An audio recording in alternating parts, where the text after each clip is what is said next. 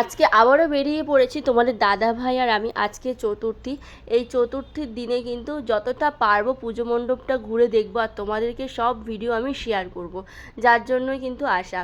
এখানে দেখো, আসার সাথে সাথে এই মণ্ডপটা দেখে এত ভালো লাগছিল। উপরে ত্রিশূল রয়েছে, বিভিন্ন রকমের পেন্টিং রয়েছে, আর এই যে দেখতে পাচ্ছ হরিণ, জিরাফ, তো অনেক রকমের পশু পাখি এখানে তুলে ধরা হয়েছে, যাতে বাচ্চারাও খুব দেখতে আকর্ষণ বোধ করে।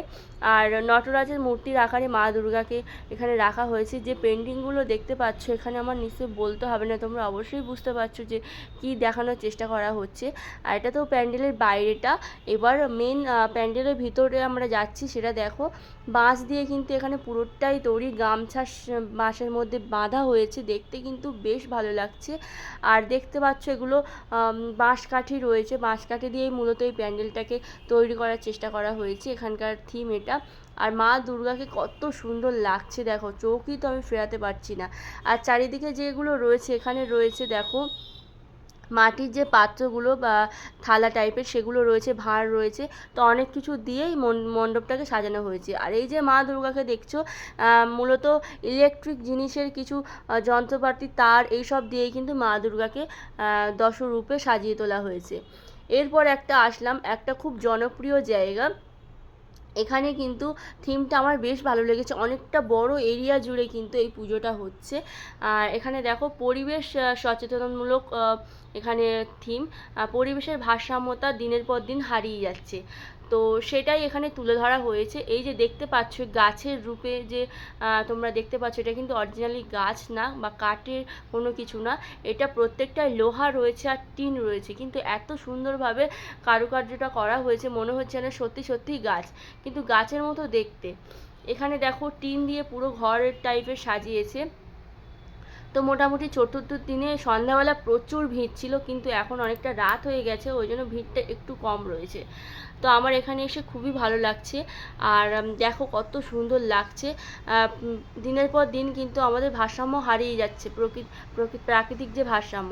দাঁড়িপাল্লাটা দেখলে, দাঁড়িপাল্লাটা রাখার এখানে বোঝানোর চেষ্টা হয়েছে যে দাঁড়িপাল্লাতে আমরা কি করি, ওজন মাপি, তো ঠিক সেই রকমভাবে ভারসাম্যতা ঠিকঠাক বোঝানোর জন্য দর্শনার্থীদের, সেই জন্য কিন্তু দাঁড়িপাল্লাটা ওখানে রাখা হয়েছে। আর এখানে মা দুর্গাটাকে একটু অন্যরকমভাবে লাগছে, মা উমাকে, যে অসুরকে এখানে দেখতে পাচ্ছ, অনেক রকম ইলেকট্রিক। এরপর চলে আসলাম কলকাতার একটা খুব বড় পুজো, একডালিয়া। তো একডালিয়ার পুজো মণ্ডপে চলে এসেছি। একডালিয়াতে এত সুন্দর লাইটিং করেছিল, আমার তো বেশ ভালো লাগছিল। পুরো জমজমাটি একটা পুজো, দেখতেই পাচ্ছ কত লোকের ভিড় এখানে। তো খুব সুন্দর লাগছিল। এর সামনের দিকটা কিন্তু পুরোটাই জগন্নাথের মন্দিরের রূপ দিয়ে দেওয়া হয়েছে, এখানে স্বয়ং জগন্নাথ এখানে বিরাজমান। তো ভিতরের দিকে প্যান্ডেলটা তোমাদেরকে দেখানোর চেষ্টা করছি, তোমরা দেখো ঝাড়বাতিগুলোও খুব সুন্দর লাগছে। আর সাইডে যে ছোট ছোট মূর্তিগুলো করা হয়েছে, এগুলো তো খুবই ভালো লাগছে, তোমরা দেখো। গণেশ রয়েছে, রাধা কৃষ্ণ রয়েছে, আর অনেক কিছু দেবদেবীর এখানে আকার দেওয়া হয়েছে মূর্তির।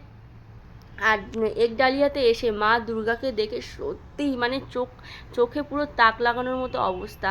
মা দুর্গাকে এত সুন্দর অপূর্ব লাগছে, তোমাদেরকে কি বলবো, অপূর্ব সুন্দরী লাগছে মা উমাকে। আমার তো ভীষণই ভালো লাগছে এই একডালিয়ার পুজোতে এসে।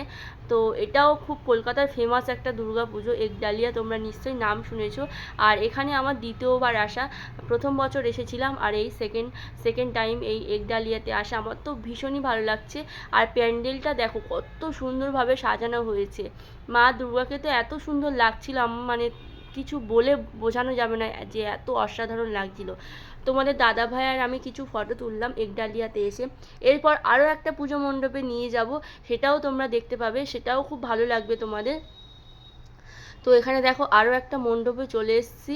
এখানে পুরোটাই টিন দিয়ে তৈরি, গত বছরও এখানে এই মণ্ডপে পুরোটাই টিন দিয়ে তৈরি ছিল, এবছরও তাই। সবটাই লোহা আর টিন দিয়ে, কিন্তু বেশিরভাগটা টিন তারপর লোহা দিয়ে কিন্তু পুরো মণ্ডপটা এখানে সাজানো হয়েছে। এখানে বৌদ্ধর মূর্তি রয়েছে, অনেক রকম দেবদেবীর ছবি এখানে লাগানো রয়েছে। আর ভিতরটা একটু হালকা অন্ধকার অন্ধকার লাগছিল, আমার তো বেশ ভালো লাগছিল। আর এই পুজোর থিমটা কি কি রয়েছে সেগুলো আমি তোমাদেরকে পুরোটাই দেখাবো ভিডিওর মধ্যে। দেখো এখান থেকে প্রথমে সিঁড়ি দিয়ে উপরে উঠলাম, আবার সিঁড়ি দিয়ে নিচে নামছি। তো খুব সুন্দর থিম করেছে, খুব ভালো লাগছে। পুরানো দিনের অনেক মূর্তিগুলো এখানে দেখানো হয়েছে আগেকার দিনে। তো তোমরা ভিডিও দেখলে এখানে অবশ্যই বুঝতে পারবে। তো ঐতিহাসিক যে প্রেক্ষাপটগুলো রয়েছে সেগুলোই কিন্তু এখানে বিশেষত দেখানোর চেষ্টা করা হয়েছে। তোমরা স্ট্যাচুগুলো দেখতে থাকো, অবশ্যই তোমাদের কিন্তু ভালো লাগবে। তো বন্ধুরা, এরকম সুন্দর সুন্দর ভিডিও দেখতে হলে অবশ্যই প্রিয়াঙ্কা ইউটিউব চ্যানেল তোমাদের সাবস্ক্রাইব করতে হবে। আর যারা যারা এখনও পর্যন্ত আমার চ্যানেলটি সাবস্ক্রাইব করোনি, ঝটপট চ্যানেলটি সাবস্ক্রাইব করে পাশে থাকো, যাতে ভিডিও ছাড়ার সাথে সাথে সুন্দর সুন্দর ভিডিও নোটিফিকেশানগুলো তোমরা পেয়ে যেতে পারো। এই যে দেখো কত সুন্দরভাবে এই পুজোর মণ্ডপটাকে সাজানো হয়েছে, আমার তো ভীষণই ভালো লাগছে। এইখানে এসে তো আমি আর যেতেই চাইছিলাম না। পুরানো দিনের ঐতিহাসিক যে ঘটনাগুলো, যে কাহিনীগুলো, সেগুলোই মূলত এখানে তুলে ধরার চেষ্টা করা হয়েছে। তো তোমরা দেখো কত সুন্দর লাগছে। অজন্তা গুহার কথা আমরা তো সবাই শুনেছি।